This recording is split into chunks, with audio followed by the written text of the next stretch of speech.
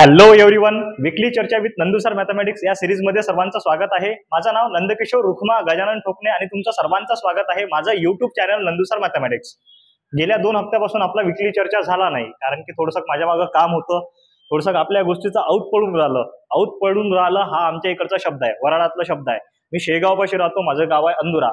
तर भाऊ हा आमच्या इकडचा काही असा नवीन शब्द नाही आहे। आऊट पडणं म्हणजे काय, तर काम न होणे। तर वेगवेगळे क्वेश्चन्स आपल्याकडे आले आहेत। तर पहिल्या क्वेश्चन पासून आपण सुरुवात करू की बापा तर कोणालाही कुठलाही जीवनातला कुठलाही माणूस असो त्याला प्रत्येकाला आपली प्रशंसा आवडते, म्हणून प्रशंसेवाला पहिला प्रश्न आहे, पहिला प्रश्न नाही पहिला कमेंट आहे। प्रत्येकाला स्वतःची तारीफ आवडते ना। तर एका विद्यार्थ्यानं केलेलं आहे की बुवा सर तुम्ही मॅथ खूपच छान शिकवता, तुम्ही मला तुमच्या क्लासला ऑफलाईन क्लासला घेणार का? मी दुसऱ्या क्लासचा आहो, पण तरीही तुम्ही मला तुमच्या क्लासला घेसाल काय? तर 100% ऑलवेज वेलकम। तू कुठल्याही क्लासचा असो, आपल्याला काही फरक नाही पडत, तू केव्हाही ये भावा, तुझं ऑलवेज वेलकम आहे। आणि तू जे कमेंट केली त्याच्यावरती खूप खूप धन्यवाद। मला तरी वाटत नाही की मी खूपच छान शिकवतो म्हणून, मी फक्त शिकवतो, ते तुम्हाला समजते म्हणून छान आहे, नाही तर मग काही कामाची गोष्ट नाही। जो टीचर असते, कुठलाही मास्तर असो, मास्टरची डेफिनेशन एकच आहे, जर त्यानं शिकवलेलं तुम्हाला समजलं म्हणजे तो मास्तर, नाही तर मग काही कामाची गोष्ट नाही, सिंपल गोष्ट। तर चला पुढची गोष्ट पाहू आपण। पुढचा क्वेश्चन आहे आपल्याकडे की बुवा सर बोर्ड एक्झाम पर्यंत सीईटीचा अभ्यास किती तास करायचा? सध्या जास्त बोर्डचा करायचा की सीईटीचा करायचा?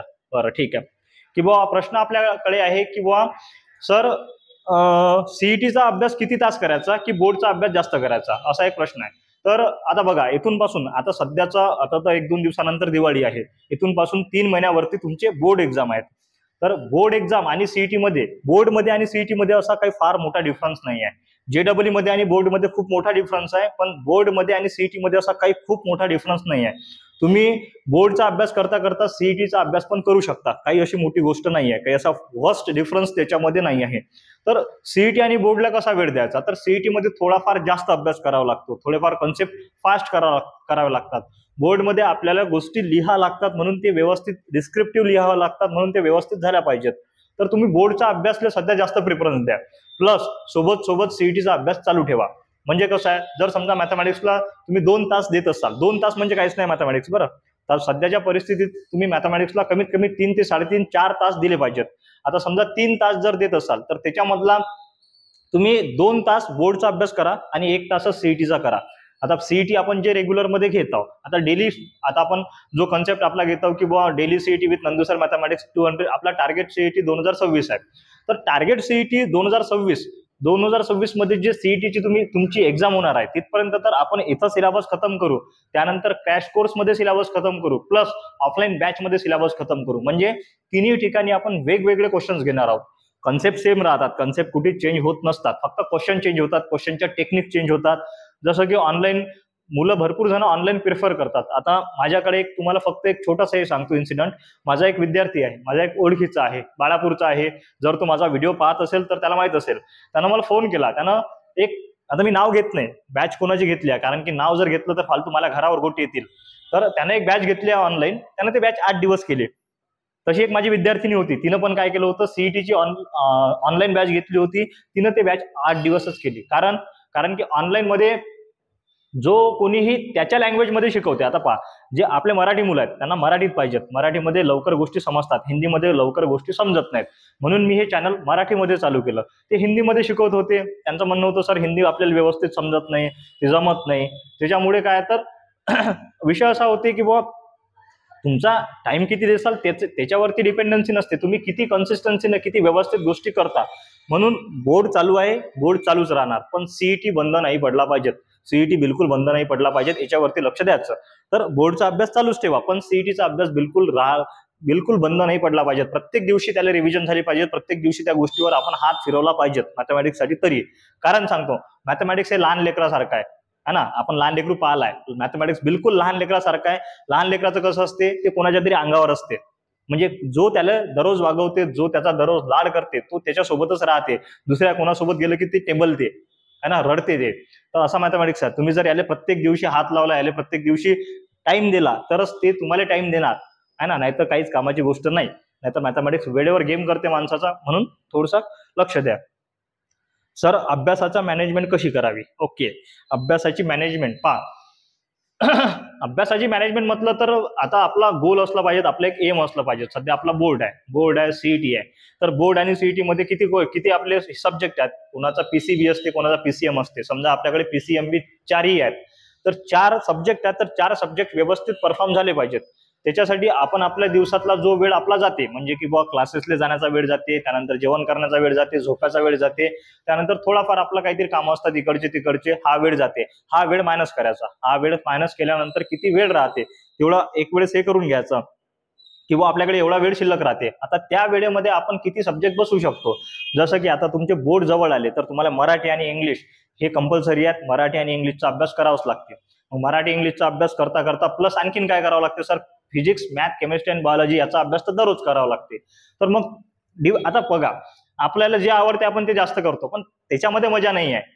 जे जास्त आवडते ते खात राहिलं की नाही त्याचा दुष्परिणाम होत असतात. जसं की गोड जास्त आवडते, आता मला गोड जास्त आवडते भाऊ, तर मी जर गोडच खात राहिलो तर मला शुगर होणार ना. तशातला भाग नाही. प्रत्येकाला इक्वल टाइम द्यावा लागेल. जर आपल्याला गोड आवडत असेल तर गोड खाता खाता आपल्याला त्याला बॅलन्स करायसाठी आपल्याला काही ना काही कडू कारलं पण खावं लागेल. तर जो सब्जेक्ट आवडते तो कराच, बिलकुल बिनधास्त करा, एकदम 100% देऊन करा. पण जो सब्जेक्ट आवडत नाही, पण आवड निवड डिपेंडन्सी नाही आहे, आवडत नाही पण तो करावाच लागेल. म्हणून जो तुमच्याकडे वेळ उरत असेल, की सर आपल्याकडे 5 तास उरतात, त्या 5 तासाला 4 मध्ये डिवाइड करायचं, आणि 4 जेवढा वेळ येत असेल, समजा की बाबा 5 तास उरतात, 4 सब्जेक्ट आहेत, 4 ने डिवाइड केल्यानंतर प्रत्येकाला इक्वल वेळ द्यायचा, इक्वल टाइम द्यायचा, असं मॅनेजमेंट करा. जर होतच नसेल तर मग आपण नेक्स्ट लेक्चर मध्ये तुम्हाला सांगू की बुवा करायचं कसं नाही करायचं. तर त्यानंतर पुढे पहा, सर 12वी झाल्यानंतर काय करायचं? आपल्याकडे कमेंट आली आहे की बुवा सर 12वी झाल्यानंतर काय करायचं?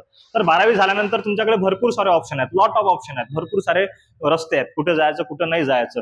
तर इम्पॉर्टंट गोष्ट सांगतो की बुवा बिलकुल मनापासून सांगून राहिलो, 12वी झाल्यानंतर तुम्हाला जे आवडत असेल ते करायचं, जे चांगलं येत असेल ते करायचं, बस. बाकी काहीच घेणं नाही. बाकी कोणी काही म्हणू, कोणाचा विचार करायचाच नाही. जे आपल्याला आवडते, जे आपल्याला चांगलं येते त्याच्यामध्येच आपण आपलं करिअर करायचं. आता 12वी झाल्यानंतर मी जे केलं, मी आता जे काय केलं ते केलं, पण माझं ग्रॅज्युएशन झाल्यानंतर माझ्या डोक्यात चालू होतं की आपण MSc मॅथमॅटिक्स करायचे आणि आपण मॅथमॅटिक्सच्या फील्डमध्ये उतरायचं. पण 3 वर्ष मी त्याच्यामध्ये उतरलोच नाही भाऊ, है ना. तर तो वेळ गेला माझा, तो वेळ निघून गेला ना, तर तो टाइमपास झाला. म्हणून आपल्याला जे चांगलं येते, आपल्याला जे चांगलं आवडते ते फक्त त्याच्यामध्येच आपण उतरायचं, बस. सर तुम्ही सीईटीची ऑफलाईन बॅच घेणार आहेत का? बिलकुल 100% सीईटीची ऑफलाईन बॅच घेणार आहोत. तर जेव्हा सीईटीची ऑफलाईन बॅच घेईल तेव्हा मी तुम्हाला अनाउन्समेंट करून देईल, तुम्ही एनरोल करून घ्याल, काही लोड नाही आहे. सर मी आणखीन एक कमेंट आहे की बुवा सर मी खूप अभ्यास करायचा प्रयत्न करतो पण माझ्या लक्षात राहत नाही. ओके सर, मी खूप अभ्यास करायचा प्रयत्न करतो पण माझ्या लक्षात राहत नाही. पहा, याच्यासाठी आपल्याकडे एक जबरदस्त स्टोरी आहे. जे लोक येतात ना, पावसाळ्याचे दिवस लागले की खाती लोक येतात. आमच्या इकडे खाती म्हणतात. खाती म्हणजे काय? जे लोक आपले इवे, खुरपे, त्यानंतर पासा, जे आपले डवरणी असते, वखरणी असते आपल्या वावरामध्ये, तर ते पासा पाजवणारे लोक येतात, त्याला खाती म्हणतो आमच्या इकडे. तर त्या खाती लोक आहेत, एक जण असते जो घन मारणारा असते, म्हणजे त्याच्या हाती घन असते, त्याला एकच काम असते की घन मारायचा. आता तो समोर हे पकडते, तो लोखंडाचा जो इवा असते किंवा खुरप असते ते समोर पकडते, ते पतलं करायसाठी काय करतात, वरतून घन मारतात. ते आयरन असते, आयरनवरती घन मारतात.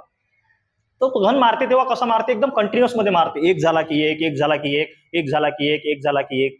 त्याला भेऊ नाही लागत, कारण की काय, तर त्याची प्रॅक्टिस असते. तर आता तुम्ही अभ्यास करून राहिले, लक्षात राहत नाही. तर विषय कसा होऊन राहिला की तुम्ही अभ्यास केल्यानंतर मग स्वतःला जज करून राहिले की हे आपल्याला येऊन राहिलं की नाही, हे आपल्याला जमून राहिलं की नाही. तसं नका करू.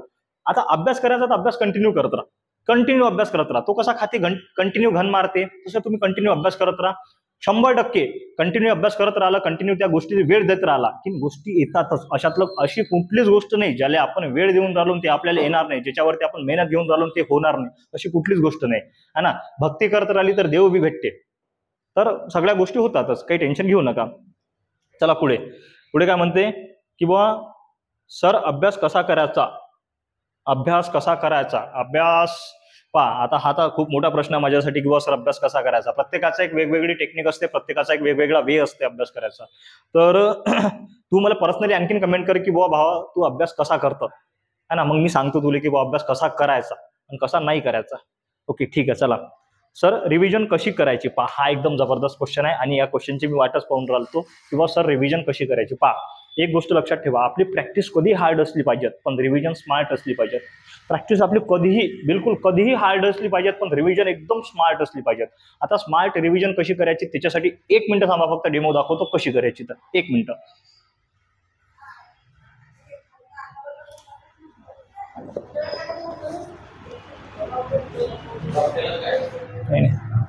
पहा स्मार्ट रिव्हिजन साठी काय करायचं, तर कुठल्याही गोष्टीची एक प्रोसेस असते. आपण जन्म घेण्यापासून तर मरणापर्यंत एक प्रोसेस असते है ना. तर मग प्रत्येक दिवसाची एक प्रोसेस असते. आपण झोपेतून उठल्यानंतर काय करतो सगळ्याला माहिती आहे. त्यानंतर आंघोळ करतो, आंघोळीला गेलो तर त्या आंघोळ करायची पण एक प्रोसेस असते की बुवा सर्वात पहिले तर आंघोळ करायचं मन करा लागते. मन झाल्यानंतर मग गरम पाणी करावं लागते. गरम पाणी आपल्या गंगाळामध्ये घ्यावं लागते. त्यानंतर मग त्याच्यामध्ये थोडं थंड पाणी टाका लागते. मग समोरची काय प्रोसेस आहे तुम्हाला माहित आहे. म्हणजे आपण कुठली गोष्ट एखादी जर समजा आपल्याला जेवण बनवायचं असेल, भाजी बनवायची असेल तर त्या भाजीची पण एक प्रोसेस असते.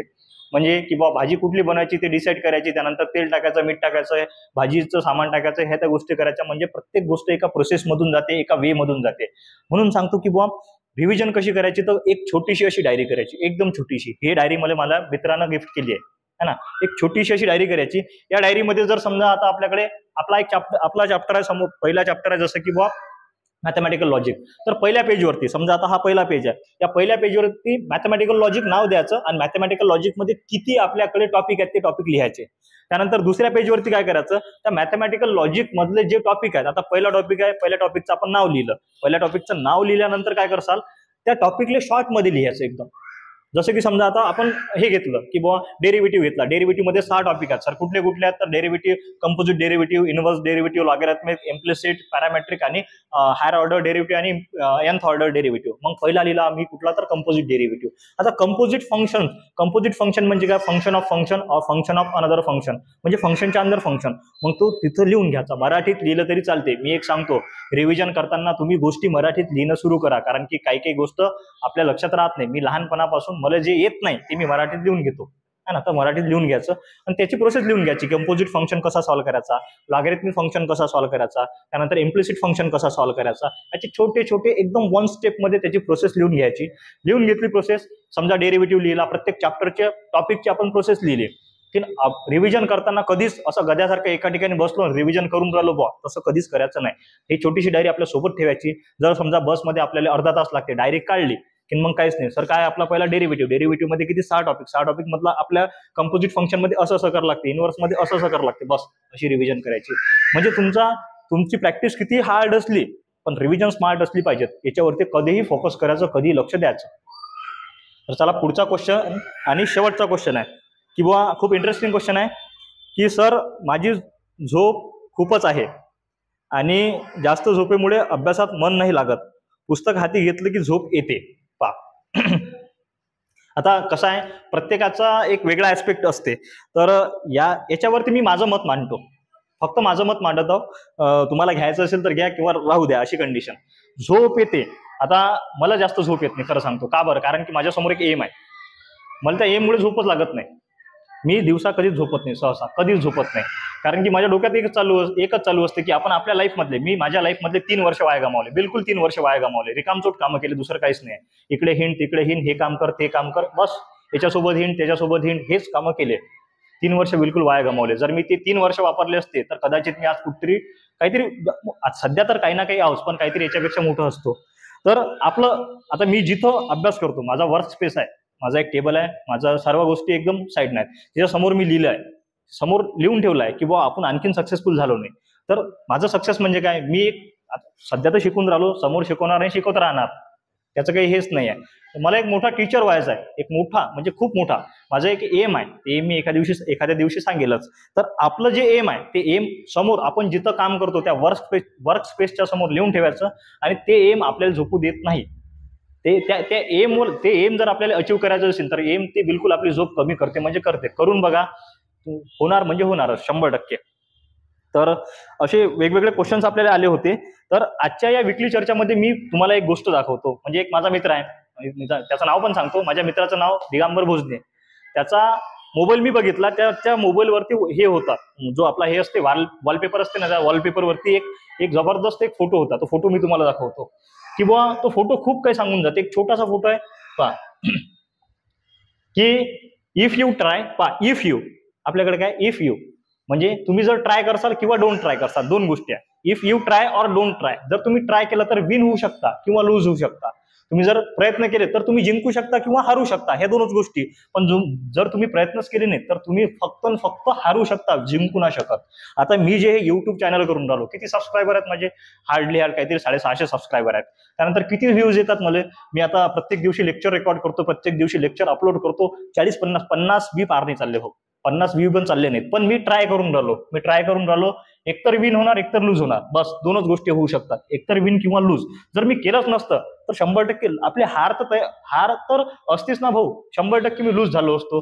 म्हणून तुम्ही सध्या अभ्यास करून राहिले, तुम्हाला वाटत असेल की बा होऊन नाही राहिलं, तुम्ही तुमचे प्रयत्न चालू ठेवा. 100% होणार म्हणजे होणारच. एकतर हारसाल, एकतर जिंकसाल. पण रिग्रेट राहत नाही माणसाला की बा आपण केलं नाही म्हणून. कारण की रिग्रेट खूप दुःखदायक गोष्ट म्हणू शकतो किंवा खूप मोठी गोष्ट म्हणू शकतो. हा रिग्रेट असते माणसाला लाईफ मधला. तर रिग्रेट नाही राहिला पाहिजेत. जर आणखीन काही प्रश्न असतील तुम्हाला तुमच्या लाईफ बद्दलचे किंवा तुमच्या शिक्षणाबद्दलचे, काहीही कमेंट बॉक्समध्ये ड्रॉप करा. आपण 100% तुमची कमेंट घेऊ, त्याच्यावरती चर्चा करू. भेटू नेक्स्ट लेक्चरमध्ये. भारत माता की जय.